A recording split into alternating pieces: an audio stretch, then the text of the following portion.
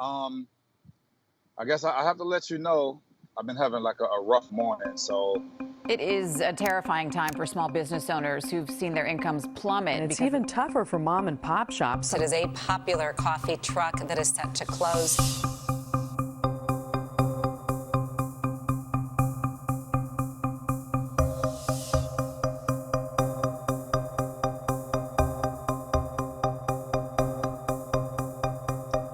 I mean, we have a $20,000 a month rent. There was power outage. There's no playbook, so we're all sort of walking into the dark together.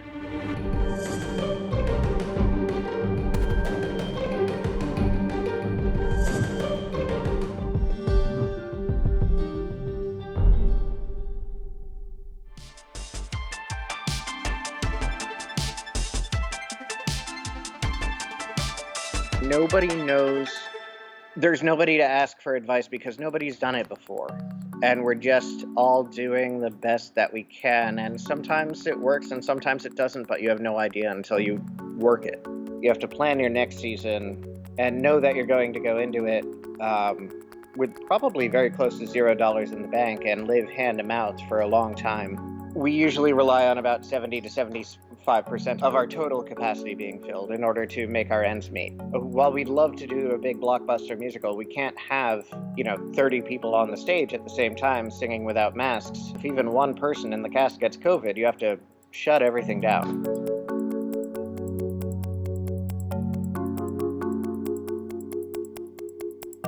All of the theoretical work that we did is now a real-world thing with real-world consequences, and we were lucky in that it worked, and we were able to do the contact tracing, and we found out that that individual had never actually been in the theater with COVID-19. We tested everybody, nobody had it.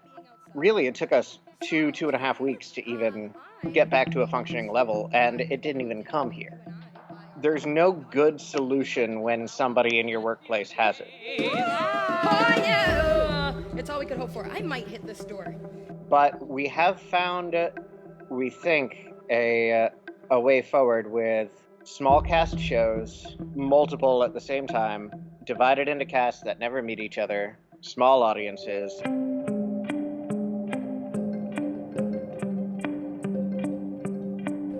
These casts never come into contact with each other. So if one show goes down, we're not out. We don't have to refund a whole run. It's sort of a spreading of risk. It's also extremely hard because we're used to doing one show at a time. Doing 3 shows at a time is slightly insane. We're hoping we can fill these shows. One of the biggest debates we're having, and nobody knows the answer, is there demand right now? We can have shows, but is consumer confidence enough to come see shows, actually purchase a ticket? It's not going to last that long. It extends a runway, and when we run out of runway, then I don't know what we're going to do. We joke that COVID was built to kill theater, and it really was.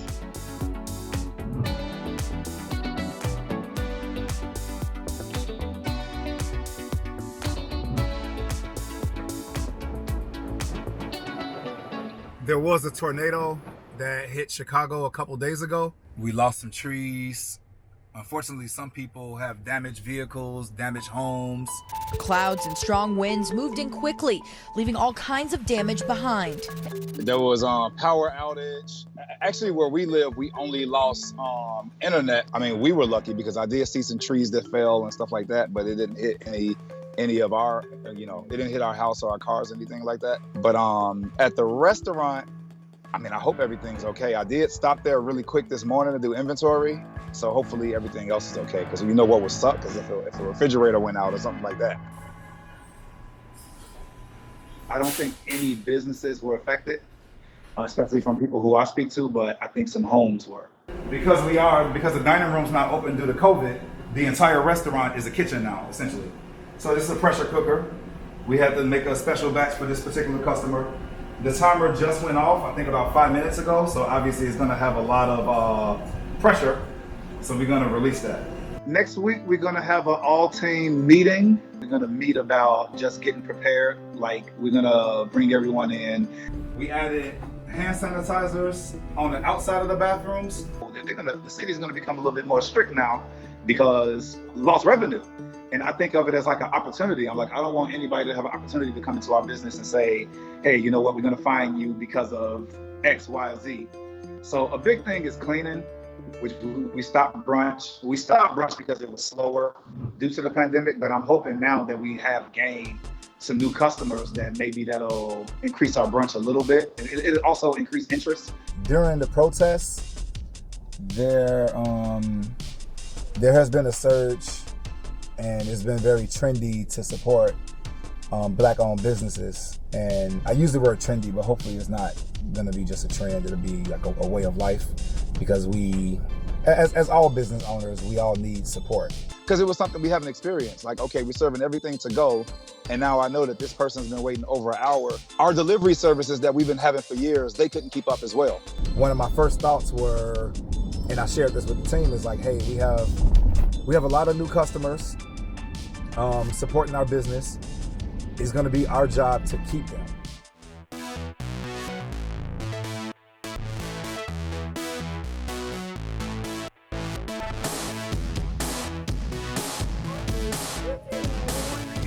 Surprisingly, since we last met, we've seen a return of more dogs.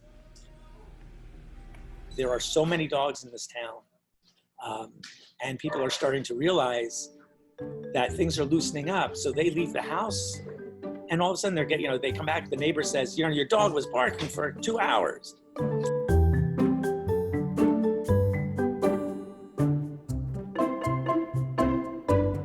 They better get back into daycare and learn that this separation is not a bad thing.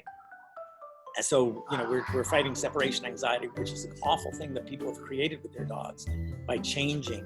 Dogs need the same thing constantly, and they're healthier that way. So so they're starting to realize it, and they're starting to come back to daycare. The downside is the lack of revenue. We're kind of trying to make ends meet, bringing in the staff slowly. But to see your business kind of go from something fantastic to questionable if we would still be in business. I mean, we have a $20,000 a month rent. So it was just sitting it out. There was nothing we could do than just stand by. And we applied and received the PPP money from the government, and hopefully we'll be able to get through this. This thing, it's just a pain in the butt. It's more annoying than anything else, because I won't get into a political conversation, but people need to wear their masks and social distance and just follow simple rules. It has nothing to do with politics. It has to do with your health. So that's what it all depends on. It's the quicker the humans get it together, the quicker our business will get together. So this is from Forbes magazine today on August 11th. Artist Clawbird by COVID-19 with 2.7 million creative job losses in the United States, study finds. 1.4 million jobs and 42.5 billion in sales for the fine and performing arts. That's not great.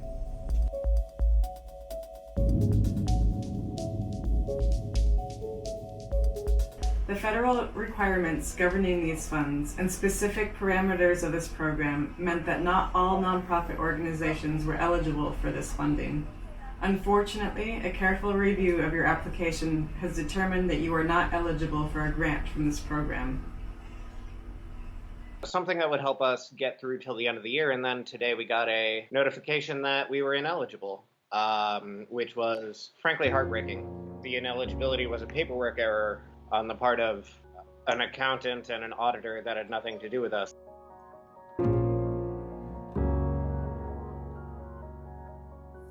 With the EIDL, you don't apply for an amount, you just tell them how much you've lost. And we did, and the initial denial said we couldn't demonstrate a loss, which, we're standing amidst it.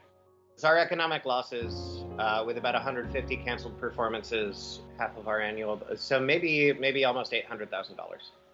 We do have overhead, like insurance comes due very soon, our annual premiums, and you worry about a failure cascade, like one check bounces and then you get fees. So we just sent out an appeal to our donors to help us bridge the gap between all of our appeals for state and federal funding and now, because we need funds to close that gap. Here's hoping there's still some generosity out there. We really got to make every show count. Consumer confidence remains something to be seen. We always have a if you build it, they will come mentality, but we'll see with this. Without these funds, it gets a little bleak. We've been able to sustain operations, continue putting on shows and continue live streaming and things like that. At a certain point, that becomes unviable, and that would happen in the next few months without, or maybe even the next few weeks. What it would look like is basically a shutdown, a going dark, a turning the lights off, waiting for a better day. Goodbye, and stay happy, everyone. We're not hopeless until they drag us out of there. We're not gonna stop. We're gonna keep going. We have a mission. There's still very much the show must go on kind of idea here. So we'll figure this out. We'll file the appeals. We'll go with the hat around, which is what we do. We're showmen. Like, the last curtain hasn't closed yet.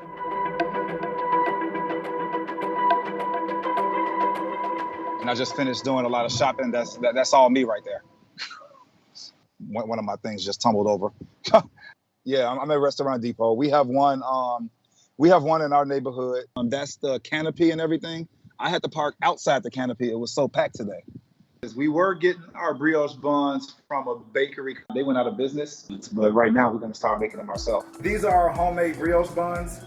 I figured since we've been doing so much baking lately, then we should move into baking everything. So the only thing that we were actually buying as far as bread product was our brioche buns for our pimento cheeseburger. But to make it a little different and unique, we topped it with penny seeds, which are like these African or Southern sesame seeds. I'm doing it myself, so I don't think we're spending any extra labor because I just do what it takes. If we were in the situation that we had any leftover, we have this new cobbler that's going to be on next month's menu that I'm actually putting that together today. So now it's dressed. Blackberry, sweet potato, and caramel cobbler. At that point, we have zero waste because we use we'll cut them up and we make bread pudding with it. So we're going to have a cobbler on next month's menu that's going to be topped with bread pudding. So that's doing that. Shrimp are ready. I'm going to turn this a little bit low. We did get the payroll protection, but I anticipate that's going to run up by September. The thing with the payroll protection is we had to bring back everyone and schedule them the hours they were getting pre-pandemic. When that actually runs out, then we're going to have a plan to try to continue to get hours for our team. And that's why we plan to bring back brunch. So it's freed me up to do other things, to venture out a little bit. It's also help them get hours. So it worked out both ways. I mean, I think I used the time wisely. Okay, if we can get into the fall, actually hadn't gotten through a good summer, which I'm sorry, but we never have a good summer. So I think we'll be okay this year. I think we will. That's only if hopefully the pandemic doesn't get worse, and people just don't want to come out. They don't want to buy food or anything like that. Then I think we're all in trouble. But overall, this has definitely been our best summer. Well, we've gone from about 70, 80 dogs pre-pandemic to about now up to 30. But what all this did really, on a positive note, was bring a new opportunity to LA Dogworks to start a new program. And we're very excited about this. It's a canine enrichment program.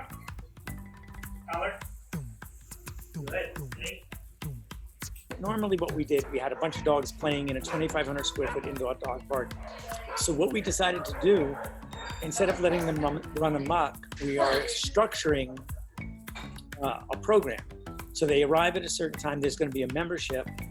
They're going to do exercise, physical things. There's a thing called a climb, which is like a little pedestal. We're going to teach them how to get on that, how to use that. We took PVC and we made hoops that they can jump through. Good boy. there'll be a little bit of training involved as well, just simple obedience, stuff exciting. And it is, again, for the dog, but to appease the people as well, that their money is going towards something good and their dogs are getting something out of it. Yeah. Then there'll be rest time. Most people want their dogs to be tired when they get home, but we found that mental stimulation is just as tiring as physical stimulation. So by combining the both and yet giving them the rest time that they need, I think we'll have a better balanced dog. And when we did it here, the response was remarkable. People were really happy, and they found that their dogs were just as tired, if not more, as if they had been running around all day. We're really looking at it differently. We've had the chance to just pause, listen to some ideas, listen to other people, and everybody's going through the same thing. I mean, some people are luckier than others. The pandemic gave us time. When you have 70, 80 dogs coming here every day, that's your attention, is to make sure that these dogs are okay. But now we have less dogs, so we're able to start this new program. So there is good out of this pandemic.